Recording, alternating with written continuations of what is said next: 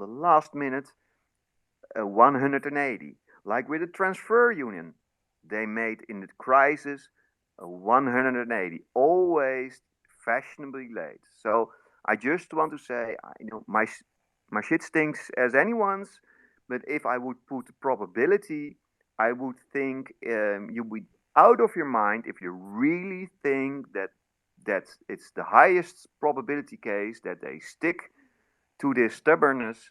No, I don't think so. So um, if if you understand this, and it might be even be actionable.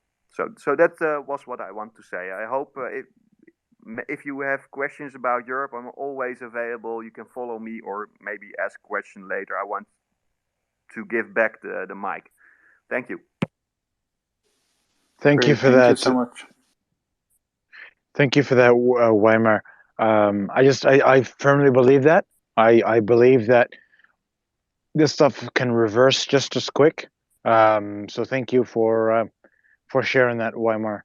I just think that a lot of people that think that that's not going to take place, just naturally, I think one of the biases of being on Twitter and on Spaces, generally it's a certain population that would even be so it's just sweet that would be on Twitter, and the common man that's working long hours and getting minimum wage typically doesn't even have the time to get on these spaces, interact with other people, and share thoughts and ideas, because they're just, so you don't typically get a chance to hear from them. You typically get a chance to hear from portfolio managers, money managers, guys that are just sitting at home investing their own money, and typically what they're using to be able to prognosticate is what other people that are just as wealthy as them are saying. But I think that the best way to get that information is to go on a street, follow these common like pages that people follow, where that type of lower middle class people reside, and hear from them the amount of pain and suffering that's taken place. And it's all momentum game, right? It's a momentum game. It festers, and then people, they just start showing up, similar to the truckers in Canada. And then wabam, things change, things happen, the needle moves. So I resonate with you on that, Weimar, and I haven't heard it from anyone else aside from you. So I appreciate that perspective. Thank you, Weimar. Over to you, Marcellus.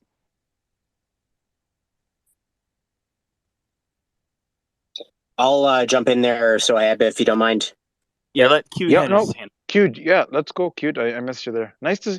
I think it's your first time on stage. Welcome. It is my first Twitter space. So, hey, Alex, I apologize I didn't step up earlier. I was actually in the hot tub enjoying our celebration today, and just kind of enjoying the day. So, but anyways, Weimar, I wanted to thank you for your comments. I do have some not intelligence, but I guess just some feedback. I do have a very, very close friend who I went to school with, computer science, and he actually did quite well for himself, and he actually moved back to Poland. So he's a Polish national, and he's actually managing the family farm there. And it's very interesting, your comments about Germany and this guilt and why there's this energy ignorance. I find it so interesting, and how Poland, also in the EU, taking basically a very pragmatic view. It's very different in their approach, and maybe it's because they're on the front.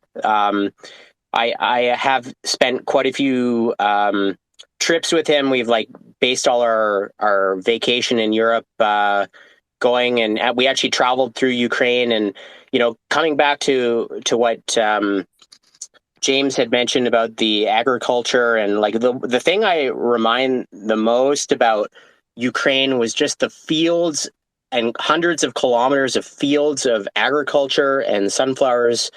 And I really it really is crazy to me, just the difference of opinion with the more, I guess, mature industrialized nations in Europe versus Poland, which came out of World War II, critically changed, and how Poland is just pragmatic. And when I talk with my friend, they're stocking up on coal. Poland is also another country that basically told the EU to fuck off on energy, and we're going to keep buying coal because we're going to power our industries and our citizens without this energy rhetoric.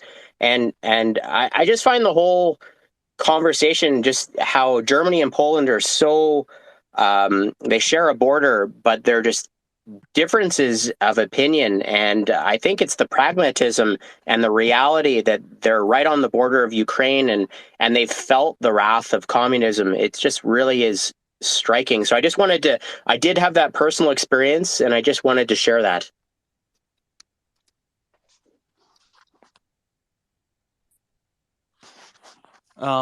Weimar, I actually have a couple questions. I love being able to kind of talk to on the ground Europeans when we get a chance here, to get a better feel for what the common thoughts are going on there, and yeah, I'm kind of curious to find out if you have come across any regular people that have yet to accept the fact that this aborted or premature green transition is largely the root cause of what's going on right now, between just the shortages of energy and the fact that it's essentially paid, this dependence on Russian gas, which has come about due to that transition, has essentially paid for Putin to be able to modernize his forces, and is basically paying for this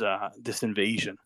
And I'm just curious if, like I said, if the regular person in Europe is grasping that concept yet, because I think until that is understood in the general populace, nothing's going to change. And the situation will continue until the Europeans accept that, understand it, and realize that they are going to have to do their own exploration and drilling to be able to wean themselves off.